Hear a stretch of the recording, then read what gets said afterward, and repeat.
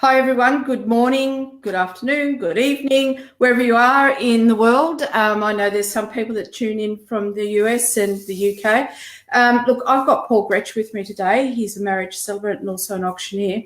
Paul and I had a very interesting time within the last month where Paul actually was the celebrant that married his daughter and to my son, my oldest son.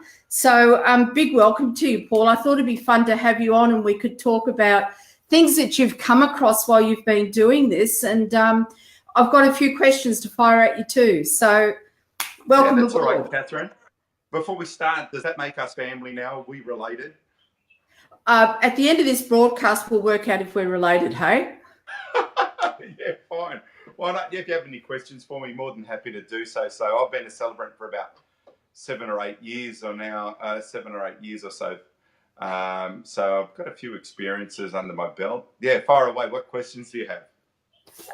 Well, okay, for starters, I had someone that, very interesting question, and this is from Candace. So if she's not listening now, she may even tune in later when we throw this around Facebook everywhere. Paul, what is your view on the female taking the male's last name? Advice or guidance? Do you give any advice or guidance on this? Because this person was finding it hard at the time in losing their last name because they felt they lost their identity. Sure.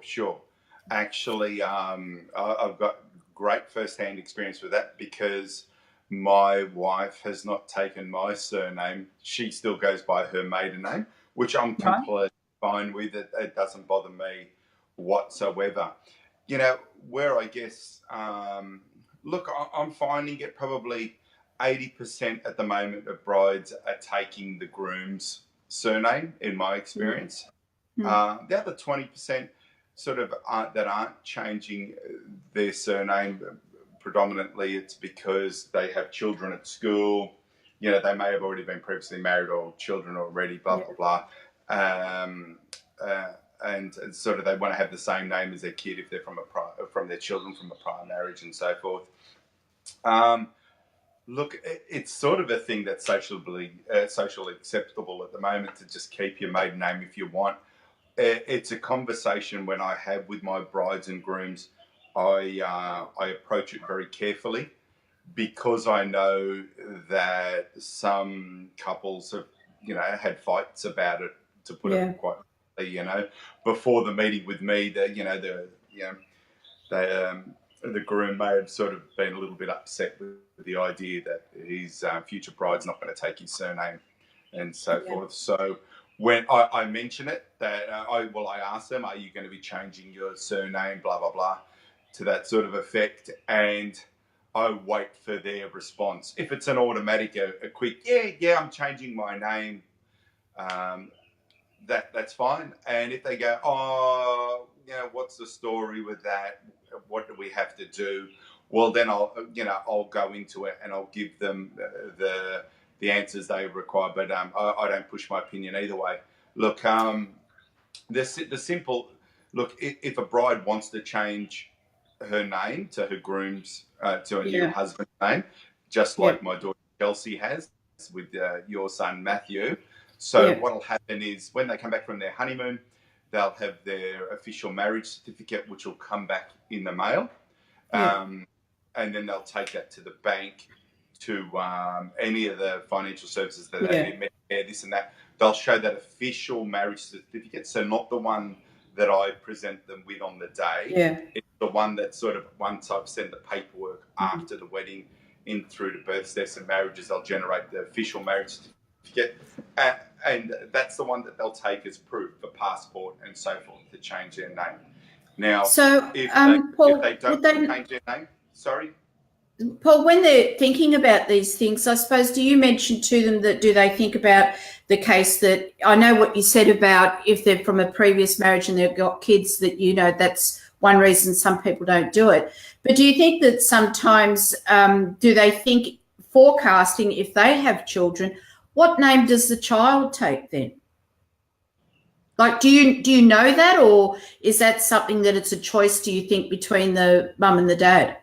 Yeah, that's generally their choice. Like, that's their choice, what they decide on there. look, you can open up a whole can of worms with that sort of thing. So my daughter took on your family name, so she'd be still running around with her passport and so forth because they're on their honeymoon at the moment with my surname Grech. But then when she comes back, she'll be changing it. Yeah.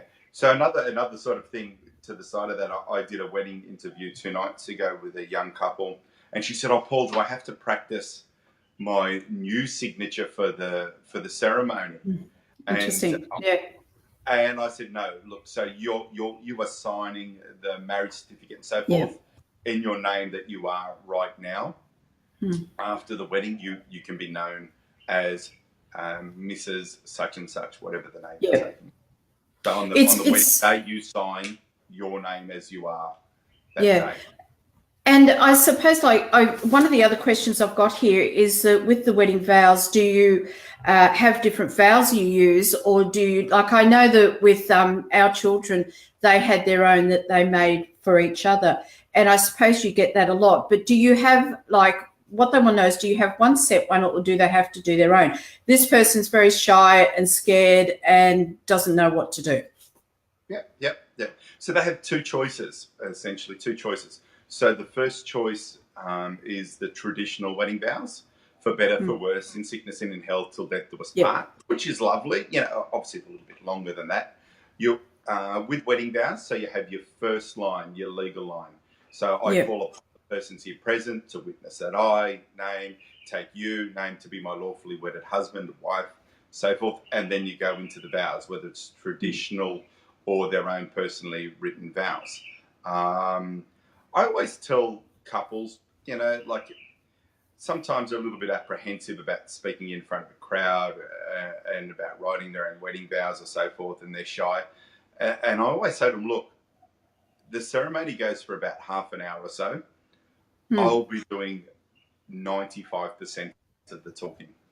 Okay, so they only have a small amount of time that they have to speak. Of course, saying the I do's and putting the rings on each other's hand, wedding fingers, that sort of stuff.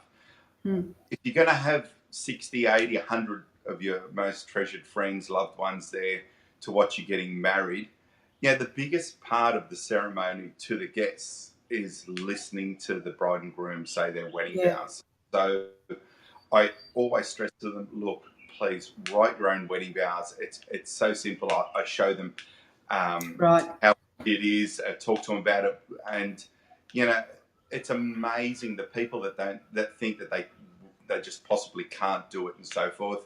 They do a fantastic job, and they don't have to memorize them, not at all. Also, too, they're printed out for them. I hand hand their vows to them. When just before they're about to say their vows, I step to the side. They look into each other's eyes and they read out their wedding vows. Really, they're telling their guests why they're there to, why they're married. Exactly right. Yeah, and it's very heartfelt when you think about it. Sure. It's coming from their emotions, isn't it? And it gives as you say, the guests the opportunity. If they haven't had much opportunity to meet the bride or the groom, they then realise why each other has chosen each other to, create special memories together for the rest of their lives. Sure. If I can go further into the wedding vows, because I'm quite passionate about wedding vows, I say to them, and I say, look, okay, they go, oh, well, I really don't know what to write for my wedding vows. And the easiest way for me to explain to them how to do it is I say, okay, imagine, let's use Chelsea and Matthew, for example, my daughter, your son. So I said to Matthew, I said, Matt, when you proposed to Chelsea, when you got down on your knee, you held out that ring in the little box, and you said, Chelsea, I love you, I want to marry you. So she said yes straight away. Imagine if Chelsea said, okay, Matt, why do you want to marry me? And he said, right. I said, well, that's what you have to tell Chelsea, essentially. That's what you have to tell her on the wedding day. If she says why, you have to say, Chelsea, I want you to marry me because I want to be your husband, because I love you. I want to take care of you for the rest of my life. I promise to be the best father, the best husband, the best friend for you. These are wedding vows. I vow to do this. I pledge to do that. I promise this. I have couples starting off joking around, being a little bit funny, having a joke and a stir with each other.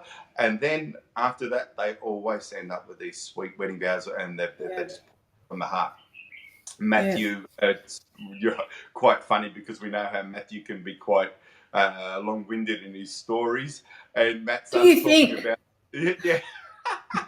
So Matt started talking about the penguin, how he gives, I think, a little pebble to the penguin that it falls in love with, to the female.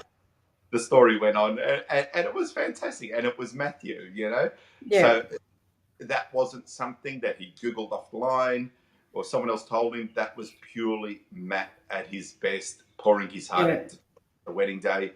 And it worked. Everyone, my 10-year-old boys know the story about the penguin now giving the pebble, holding the pebble between his feet and so forth, and they loved it.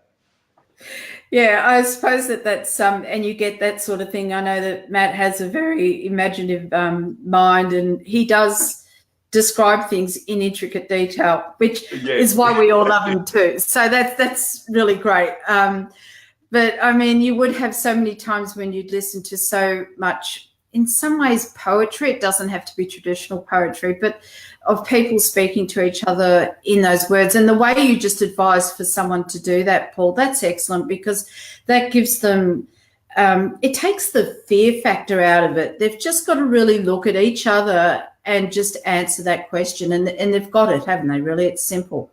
Yeah, but you know what? You don't want to take all the raw emotion out of it also too. No.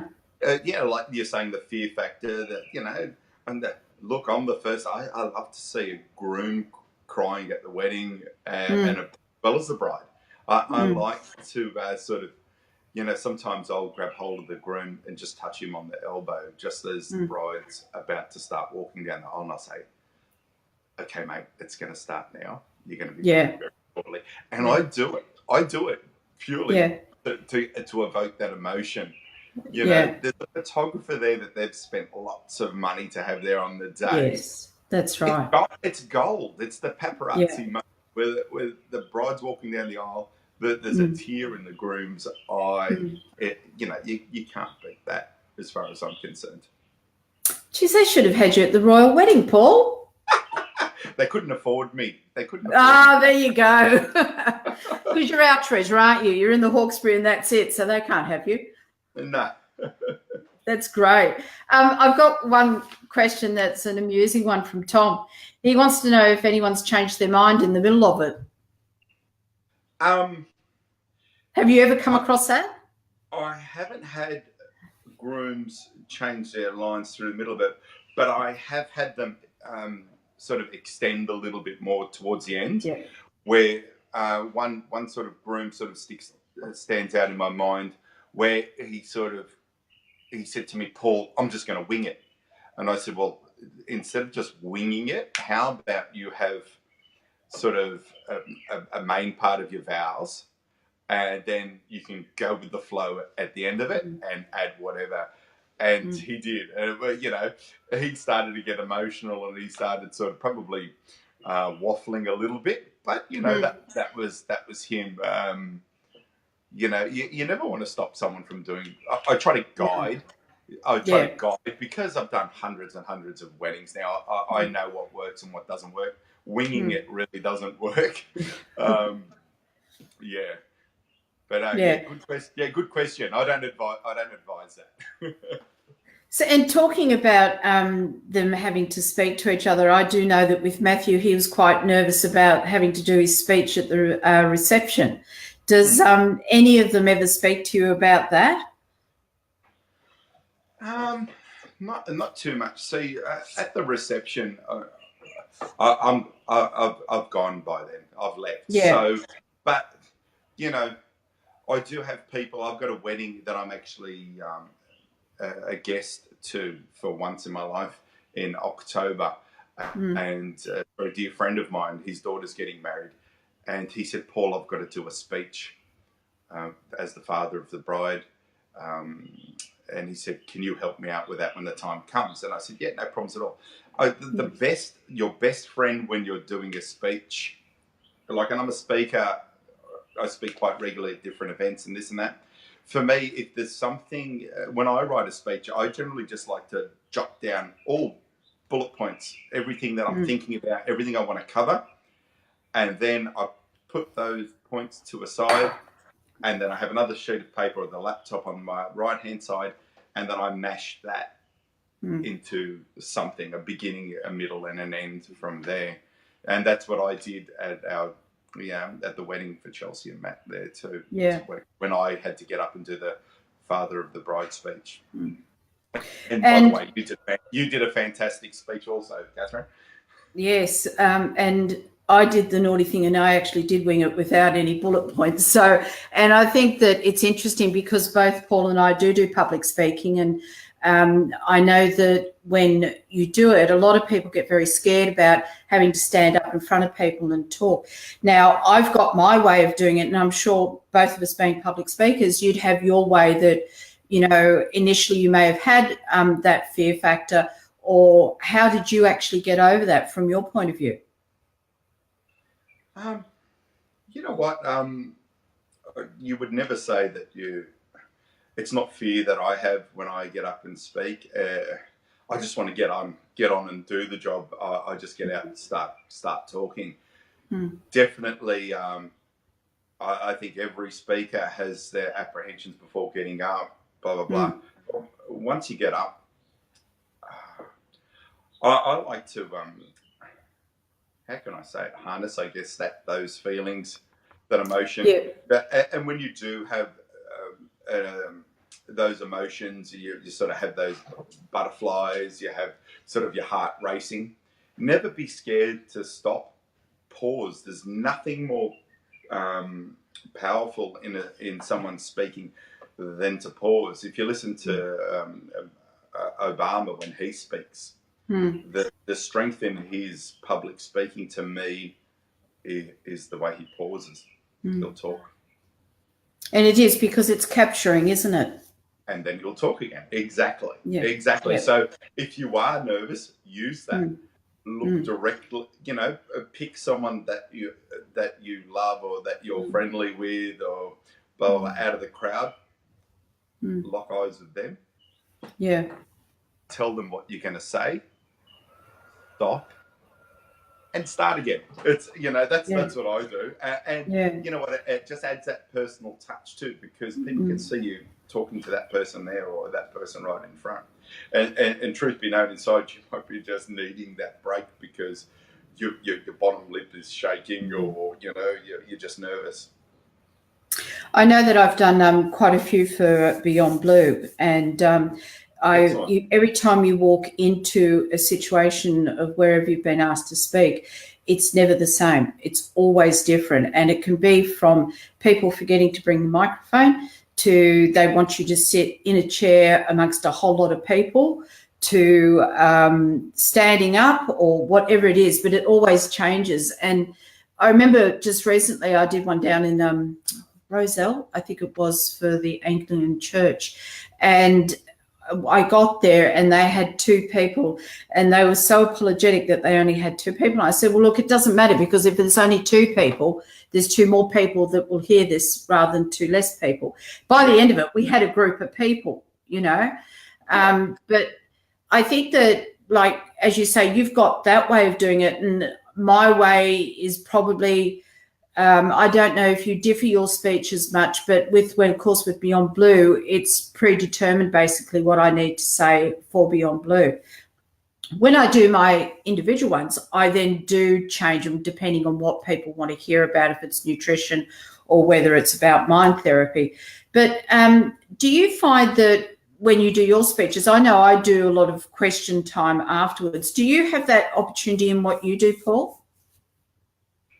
Look, as you said at the start of today's sort of interview, I'm also an auctioneer, so I'm a real estate auctioneer. So that is such. I'll start welcoming everyone and do a description of the property, contract, and so forth at the start of an auction. There's always a moment that you invite anyone to ask you a question, and I could be standing in front of 5 people. I could be standing in front of 50 people, depending on the property, the location, and so forth. And that's street theatre. I'm speaking straight out there. I've got a more conversational approach when I speak.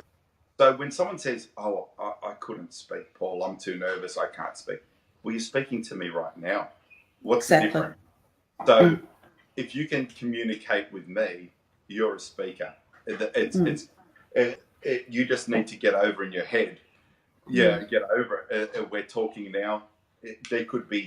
I could have a camera in front of me. This could be broadcasting to millions of people, which I'm sure with your audience, Kathryn, there would be 1 million people. That's just a small number, Paul.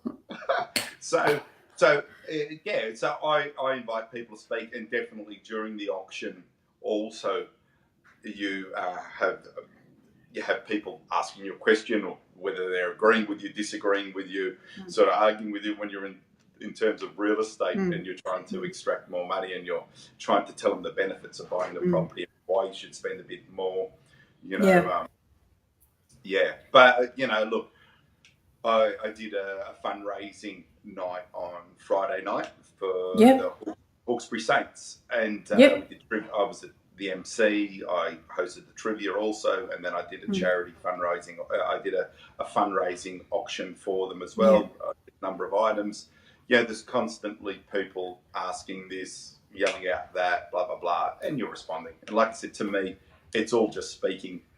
Doing the community auctions, because I've done a lot of work with community too, that I think that they're very fun type things, aren't they, those things? And you really do have a lot more involvement, I've found, from the audience, because you're all there for a mutual cause, to benefit a cause or for the local community, and everyone feels like they're in a family type situation. Would you think that's right?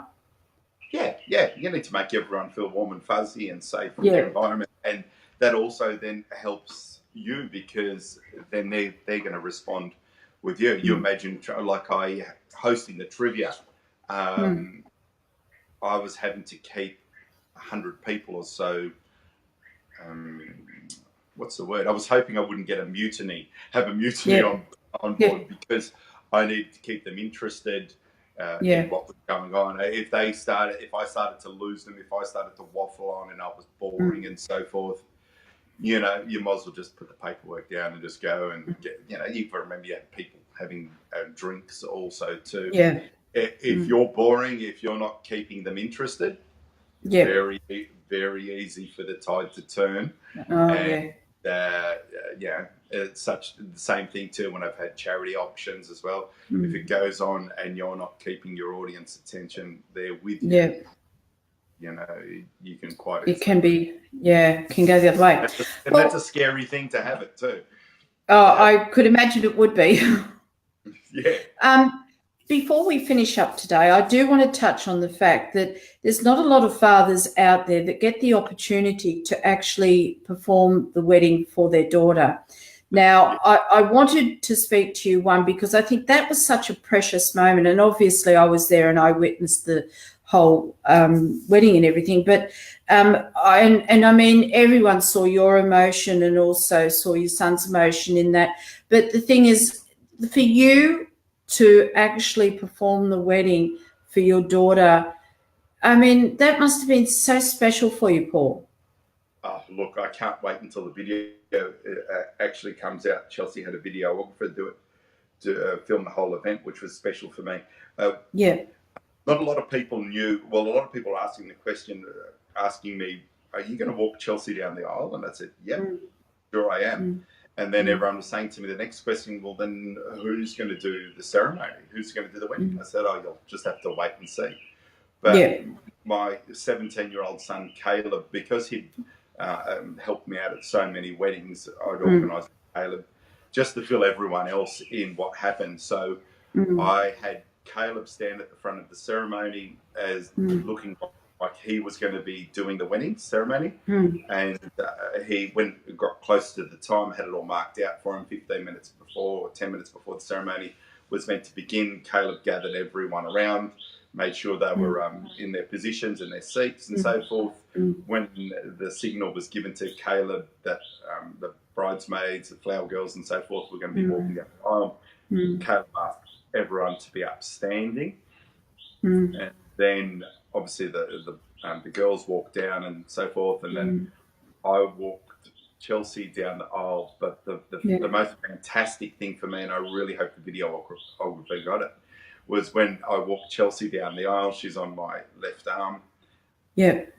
I'm about to shake hands with Matthew. Caleb was crying, but there was no sound. You remember the moment? Caleb was standing there, and all he had to do was, Dad, as father of the bride, do you give your blessing for the marriage that is about to take place today? And Caleb was doing this. Do you remember? He's there going, and we're just looking for, and every time he thought he was going to stop, he'd just go, He was Stevie Wonder with no music coming out. And when he eventually composed himself and he asked me that question, like Chelsea then already started to tear up. I had a couple of tears down my cheek.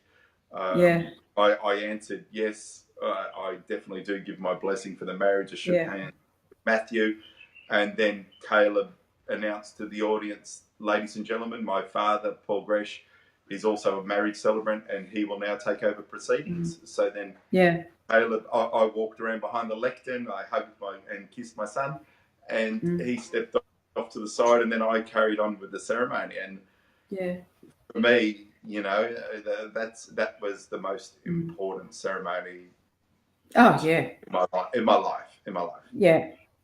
Well, I mean, I think that's an opportunity that obviously would rarely happen for a father, and it would be so special for, like, it's special for the parents to see their children married, but to be the actual one standing up there, you will have that with Matthew and Chelsea always. That will be a thing that you three will always have. And I think it's just wonderful. And from my point of view of sitting back and looking at the whole wedding, and I thought that was just wonderful. It was so close. I'm going to get emotional here, Paul. It was we should mention to everyone that I will post that video when Chelsea and Matt come back from their honeymoon. I will post that on my page also too, if anyone's interested to see it. I'll get a link from you too when you do that. But I think that for the closeness and the bond between husband and wife, and for you to be even the father of the bride and to be giving your hand of your daughter to Matthew, it showed how much confidence you had in my son, which was absolutely wonderful. But it was a very, very family orientated and close wedding. And I think it was because you were the celebrant. It was also where it was actually held up at Oxley's as well, which was a beautiful place up there. And I think that was absolutely a wonderful wedding that day. But, I mean, talking about their honeymoon, who goes on such a long honeymoon? 3 months, I tell you what. They must be getting paid too much as far as I'm concerned, Kathryn. Like, I mean, 3 months, it's sort of unheard of, and everyone's going, wow, well, you know what? They're making the most of it, so high five to them for doing that. Yeah, I agree. I'm following every step of their trip on social media, and I'm loving it. I'm actually quite envious. I wish I was there alongside them. Oh, well, I'm sure when they get back, they're going to have lovely, wonderful memories to tell us all, and we'll all sort of rejoice in that as well when they do get back. Well, look, Paul, I want to thank you for coming on today and having a chat with me. And, you know, maybe we could catch up again sometime later, and we could talk about some of the auctions maybe and go into that maybe a bit more if you like. I'm sure you've got stories about auctions that you've done, and, you know, it's always fascinating, I think, for people to I'm not sure if you're aware of, I spoke to a finance broker earlier in the week for housing, and I had a very big response from that because people just don't know things, and it gives them an opportunity to ask questions, and for marriage or for auction to meet you, so to speak, face to face and see how personable you are. So, I want to thank you. And thank you. Thanks for having me. No worries. Okay, and thank you, everyone, and we'll catch you later. Bye-bye.